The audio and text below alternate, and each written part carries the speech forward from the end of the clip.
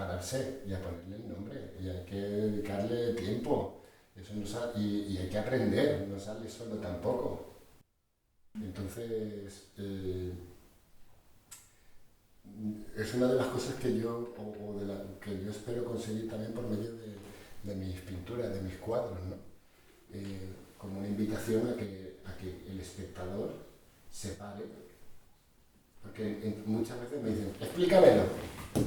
Y a mí eso la verdad me da rabia. No, pero no es que me dé rabia porque yo entiendo que la gente lo hace con la mejor de las intenciones, ¿no? Pero es que esto no es para que yo te lo explique, esto es para que tú lo entiendas.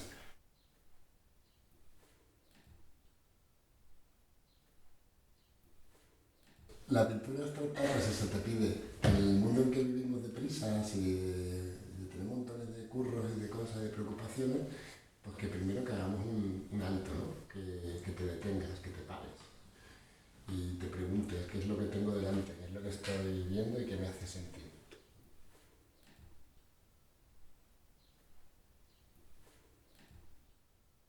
Y para saber qué es lo que estás viendo y qué es lo que te está haciendo sentir, tienes que mirar dentro de ti. Y para mirar dentro de ti hay que callar, hay que hacer silencio, hay que callar todos los ruidos y todas las voces que todos tenemos en la cabeza continuamente. Y hay que eso, hay que saber ponerle nombre a lo que estás viendo. Pues mira, pues hay envidia, hay cosas buenas, hay luces, hay sombras. Y es un ejercicio muy necesario para todo el mundo, ¿eh? Esto de aprender a mirar lo que hay en tu interior, pues como que se nos olvida, ¿no? Que las personas que somos misterio, que no, es que no solo somos fachada, que tenemos todo un mundo de interioridad, de afectos, de sentimientos o de complejos, de inseguridades, de alegrías, de esperanzas, que hay que saber, que hay que conocer.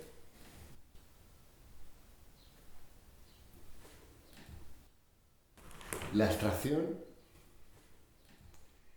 supone un ejercicio de ir más allá de lo concreto para llegar a lo esencial de las cosas, de los sentimientos, de la persona, de los acontecimientos, ¿no?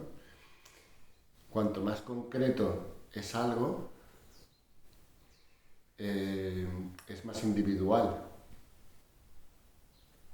La abstracción, como decíamos ayer, ¿no? Es como un espejo que para ser entendida exige tu sí también, exige tu libertad, exige tu respuesta, exige tu tiempo, exige tu silencio. Todo eso hace falta para entender una pintura abstracta.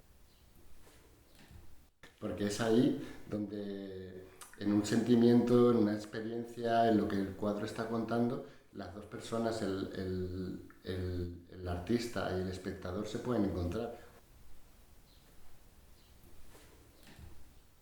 He tardado mucho tiempo, por inseguridad, en creerme que soy artista. Y a día de hoy, ya a estas alturas, eh, sé que lo soy, porque estoy convencido además que ser artista es mucho más que pintar cuadros o escribir canciones o bailar o escribir poesía, ¿no? Ser artista, yo aunque no pintase seguiría siendo artista.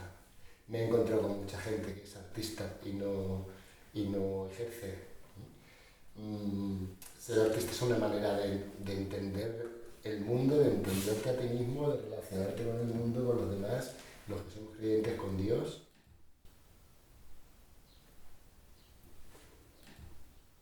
En esos momentos de crisis, quizá el arte para mí fue una herramienta fundamental también para mantenerme en la fe, ¿sabes? Una manera de, como te he dicho antes, ¿no? Cuando pinto rezo, pues una manera de rezar sin sentir, de seguir rezando aunque no sentía. Una vía de escape, una vía de sacar toda la porquería que tenía dentro, ¿no? Eh, en ese sentido, el arte puede que cambiara en esos momentos, cambie un poco su finalidad o pasa de ser algo que quieres compartir porque es bonito a convertirse en algo que a lo mejor por eso después pinto encima, ¿sabes? Porque no era, porque esos cuadros no salieron de algo que yo quería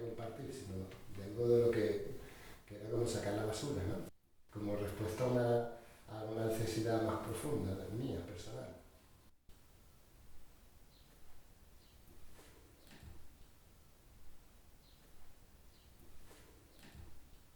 Y los conceptos pues encierran, son una forma que tenemos de encerrar o de delimitar la realidad.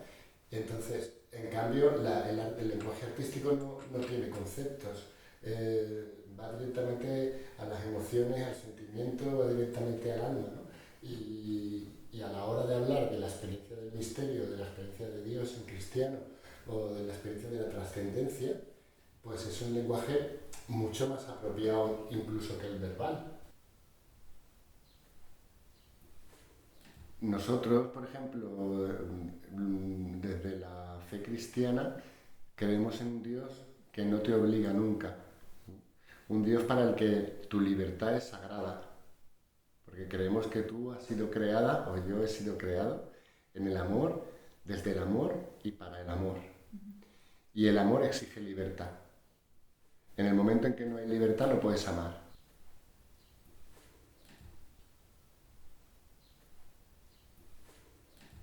Pero cuando uno se para, cuando uno mira adentro, cuando uno contempla la vida, y cuanto más años tienes, más,